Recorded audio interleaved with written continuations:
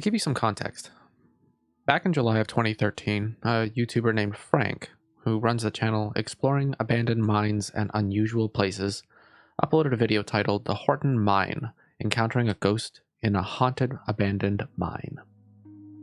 This video quickly gained attention for its creepy atmosphere and unexplained phenomena.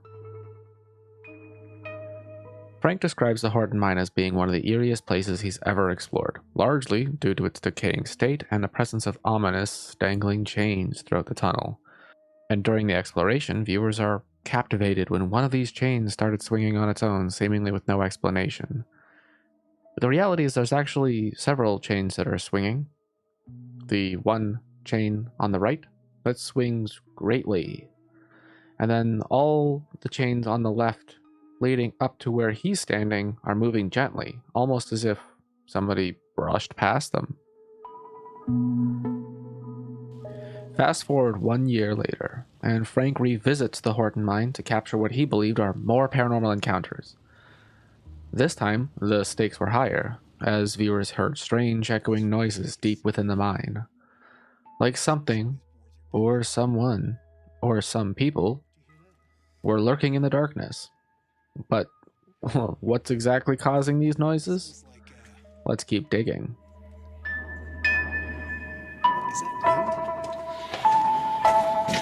I don't know if you can hear that on the camera.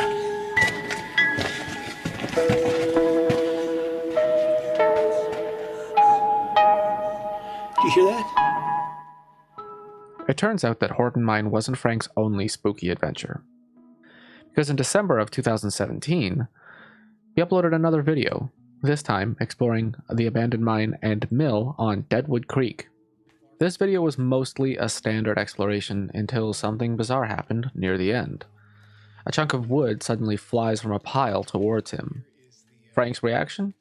Shock and confusion? But could it be staged? I think so, but I have no conclusive evidence to say exactly how he did it. There are no frames that you can look at and say, look, there's a string. Pretty good. Might be a composite shot, but I have no way of determining that for sure. Now, if you're wondering whether Frank's videos are legitimate, well, there's particular points that we can look at where things really start to unravel. In another exploration video titled Creepy Sounds Captured in an Abandoned Mine, Frank claims to hear ghostly whispers in the depths of the tunnel. Here's that video now. I don't know if you can hear that on the camera.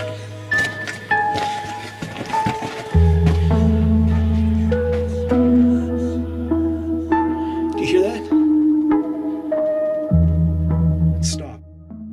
The problem with this is that these specific whispers that are heard in this video are actually from another YouTube video called Scary Whispers 1 that used to be available here on YouTube, and now that they're not, it's more difficult for people to disprove it.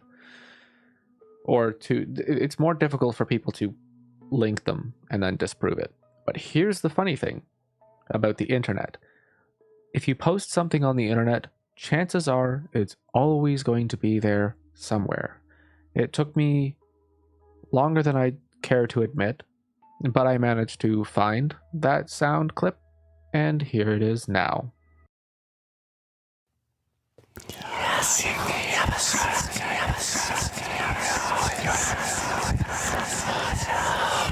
And now here's the video.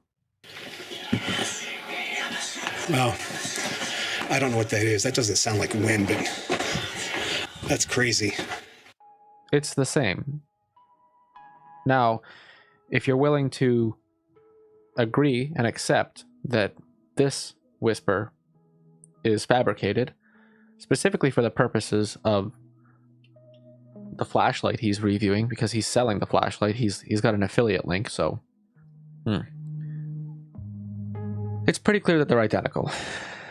This revelation kind of will raise questions about the rest of Frank's authenticity with his other paranormal experiences. If he used external audio for one video, what else is fabricated? One of the defenses that people had for the Horton Mine footage was that Frank had never posted anything paranormal before that. They were all just standard mine explorations.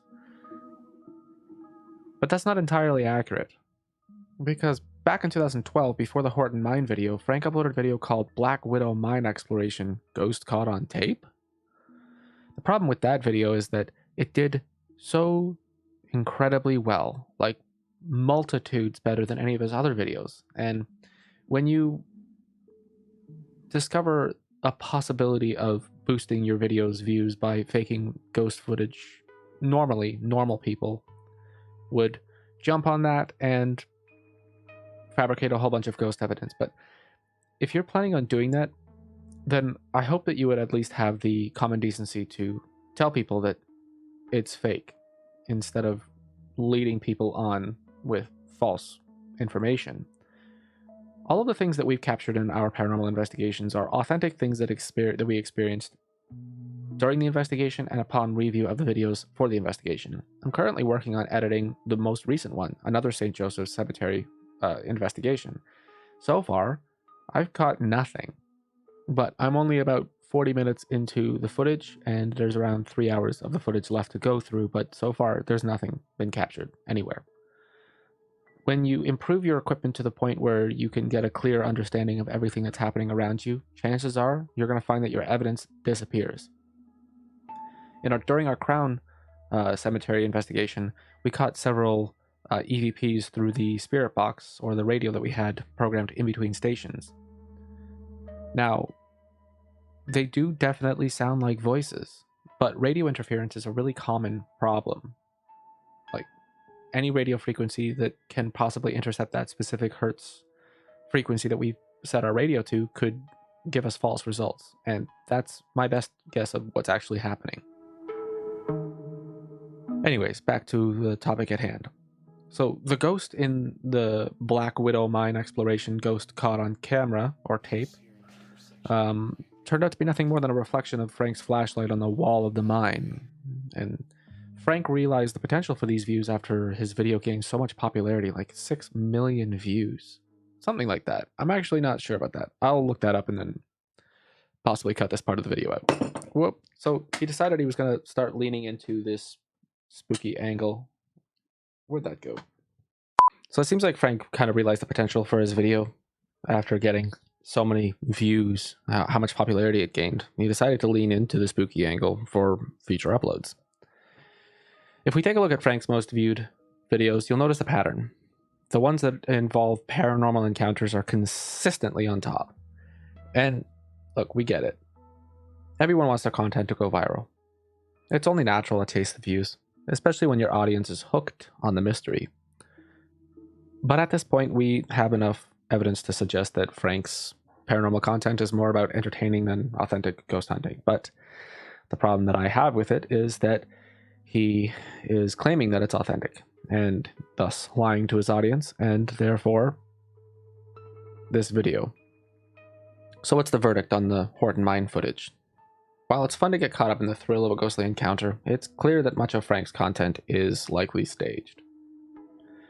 The chains and whispers, the thrown objects, they all seem to be part of a crafted narrative to give viewers a scare and to make his videos go viral. But honestly, if you enjoy his videos, that's perfectly fine. We all love a good ghost story now and then. Just remember that watch it with a healthy dose of skepticism. After all, not everything you see online is as it seems.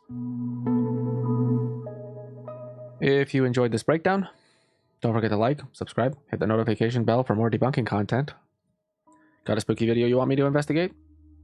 Drop it in the comments below, and we'll take a look. Thanks for watching, and we'll see you in the next one. Stay curious. Okay, love you, bye.